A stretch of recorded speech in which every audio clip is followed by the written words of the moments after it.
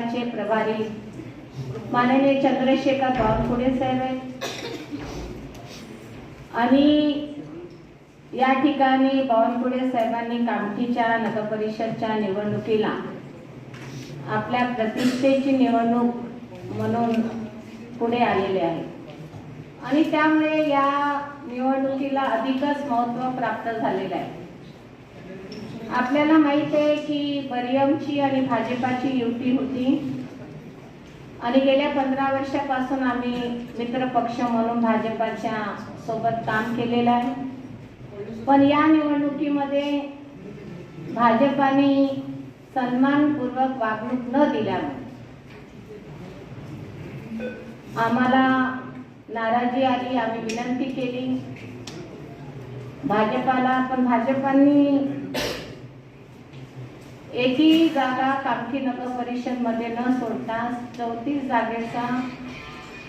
जागेकरिता नगरसेवकांची निवड केली उमेदवारांची आणि नगराध्यक्ष सुद्धा त्यांनी जाहीर केला, आम्हाला विश्वासात न घेता।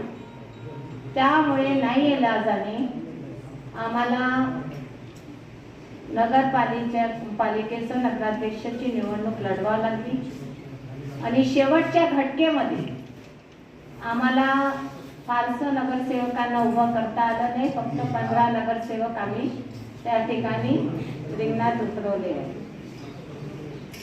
बरियमचे जिल्हा उपाध्यक्ष असलेले आमचे अजय कदम हे गेल्या निवडणुकीमध्ये फार कमी मतांनी पराभूत झाले होते। त्यामुळे बरियमचा हा दावा होता की कामठी नगर परिषदचं नगराध्यक्ष च्या निवडणुकीमध्ये अजय कदमला उमेदवारी दिली पाहिजे।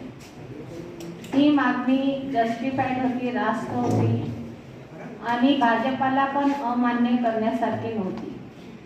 परंतु त्यांनी आम्हाला गृहीत धरलं। त्यांना असं वाटलं की आपण जरी नाही दिलं तरी बरियम आमच्या सोबत राहील, हा चुकीचा समज होता। घेतला, अजय कदम यांना रिंगणात उतरवलं। संपूर्ण निवडणुकीचा जे प्रचार होता ते एकीकडे करोडपती चंद्रशेखर बावनकुळेंचा उमेदवार आणि दुसरीकडे रोडपती म्हणून अजय कदम हे बरियमचे उमेदवार होते। एकीकडे कधी नगर परिषदच्या साधा नगरसेवक म्हणून न निवडून आलेला, नगर परिषदचा अनुभव नसलेला आणि नगर परिषदच्या प्रशासनाची जाण नसलेला भाजपाचा उमेदवार होता, तर दुसरीकडे बरियमचा 4दा निवडून आलेला नगरसेवक, 2दा झालेला उपाध्यक्ष, प्रशासनाची जाण असलेले अजय कदम होते।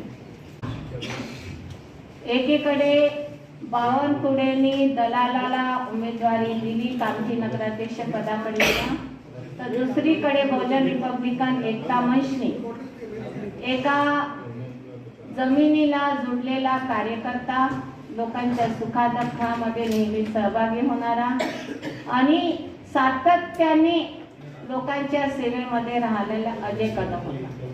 जेव्हा मागच्या निवडणुकीमध्ये आम्ही पराभूत झालो, त्याचं कारण जर काही असेल तर अजय अग्रवाल जो आताचा उमेदवार होता त्यांनी पूर्णपणे अजय कदम विरुद्ध काम केलेलं होतं आणि त्यामुळे आमचा पराभूत झाला। एकीकडे बावनकुळे साहेबांचा हा दलाल, आता दलाल म्हटलं तर भ्रष्टाचार येणारच आणि म्हणून गेल्या 5 वर्षामध्ये अजय अग्रवालच्या नेतृत्वामध्ये त्या ठिकाणी जो नगराध्यक्ष काम करत होता, फक्त म्हणण्याकरिता तो काँग्रेसचा होता, पण पूर्ण दलाली त्या नगर परिषद मध्ये अजय अग्रवाल यांनी केली।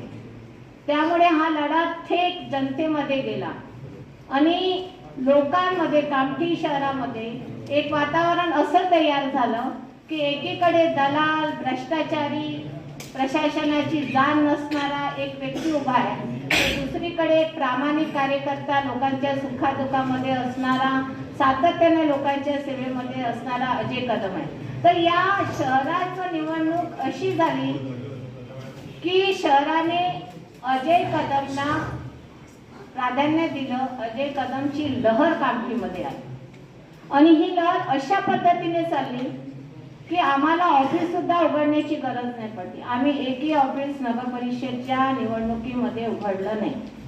तुम्हाला माहित आहे की आम्ही बरियमचं असल्यामुळे आमच्याकडे सध्या चिन्ह रजिस्टर्ड नसल्यामुळे आम्हाला फक्त 4 दिवस मिळाले प्रचाराला. आमचा सिम्बॉल हा इंडिपेंडेंट होता, त्यामुळे आम्हाला प्रचाराला फारसा वेळ नाही मिळाला.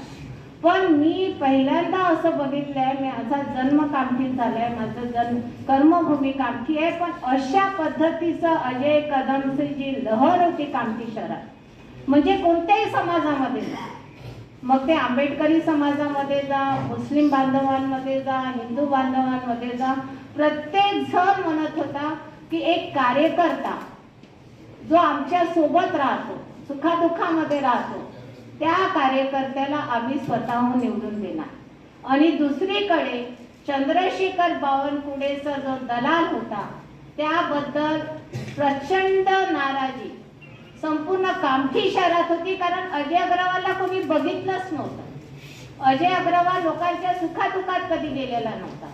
फक्त बावनकुळेचे जे पैसे, 2 नंबरचे कमवणारे जे पैसे आहेत, त्याचा फक्त तो रखवाला होता. त्यामुळे प्रचंड असं कामठी शहरामध्ये वातावरण अजय कदमच्या बाजूने जेव्हा दिसायला लागलं, तेव्हा बावनकुळे साहेबांना वाटलं की आता आपल्याला दुसरा पर्याय नाहीये, म्हणून त्यांनी बोगस मतदानाचा एक नवीन जो उद्योग आधी त्यांनी केलेला होता. खरं म्हटलं की मी माझा व्हिडिओ फार व्हायरल झालेला आहे, ज्यामध्ये मी स्वतः म्हटलेलं आहे की प्रत्येकांना 10च्या नंतर, रात्री 10च्या नंतर 2:30 ते 3 वाजेपर्यंत चंद्रशेखर बावनकुळे 3 दिवस सातत्याने कामठीमध्ये फिरले आणि प्रत्येकांच्या जे लोक, मग ते साधे दुकानदार असतील, संस्था चालक असतील, एखादा व्यापारी असेल, त्याला जाऊन त्यांनी धमक्या दिल्या की जर तू यावेळेस भाजपाच्या नगराध्यक्षाला मतदान केलं नाही तर तुझं दुकान बंद केलं जाईल, तुझ्या संस्थेवर कारवाई केली जाईल. अशा पद्धतीची दहशत निर्माण केली ना बावनकुळे साहेबांनी. त्यामुळे मी माझा व्हिडिओ तिथे व्हायरल केला आणि मी बावनकुळेला म्हटलं की तुम्हाला मंत्रीपदावर असताना तुम्ही एक संवैधानिक पदावर आहात, तुम्ही एक मंत्री म्हणजे सरकार, या भाजपाच्या सरकारमध्ये त्यांना माहीतच नाही की आपण काय आहोत. ते विसरून गेले की एक संविधानिक पदावर असणारा जो व्यक्ती असतो तो फार जबाबदार असतो, पण त्यांना ते विसर पडलं आणि नंतर असं झालं की त्यांनी जे बोगस मतदानाचं एक रॅकेट सुरू केलं. हे बघा, मी त्यांच्या सोबत होती मागच्या निवडणुकीमध्ये विधानसभेमध्ये, आणि मला हे रॅकेटच्या भानगडीत काही समजत नाही, मला ते काय माहित नाही आणि मी त्याच्याकडे लक्ष दिलं नाही. पण राहुल गांधी जेव्हा दिल्लीवरून म्हणत होते, राहुल गांधींनी जेव्हा हे वोट चोरीचा विषय जेव्हा आणला समोर, तर वोट चोरीचा विषय मला काही तेवढं लक्ष द्यायला वेळ नव्हतं, मी काही लक्ष दिलं नाही. पण राहुल गांधींनी जे म्हटलं की कामठी विधानसभेमध्ये वोट चोरी झाली, ते सिद्ध कामठी नगर परिषदच्या निवडणुकीमध्ये झालेलं आहे. ते सिद्ध झालेलं आहे की ज्या पद्धतीने बोगस वोटाचं या ठिकाणी थैमान माजवलं गेलं, मोठ्या प्रमाणामध्ये पैशाचं वाटप करण्यात आलं.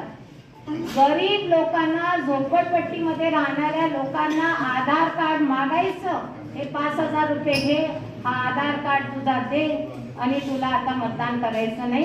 जेव्हा तू मला वोट दाखवणार की तुझं मतदान नाही, तेव्हा हे तू आधार कार्ड. ही काय निवडणूक होऊ शकते? अशी काय निवडणूक होते? बाबासाहेब आंबेडकरांनी संविधानिक अधिकार दिलाय मतदानाचा, आणि मतदानाचा असा खेळ रचवलेला आहे भाजपाच्या लोकांनी. मला इतकं वाईट वाटलं. मी इतके वर्ष, गेले 40 वर्षापासून मी सामाजिक कार्यात आहे, अनेक निवडणुका मी बघितल्या, पण मी अशा पद्धतीच्या इतक्या खालच्या स्तरावर जाणारी निवडणूक आजपर्यंत बघितलेली नाही. इतके लाचार झालेले लोक मी आजपर्यंत बघितलं नाही.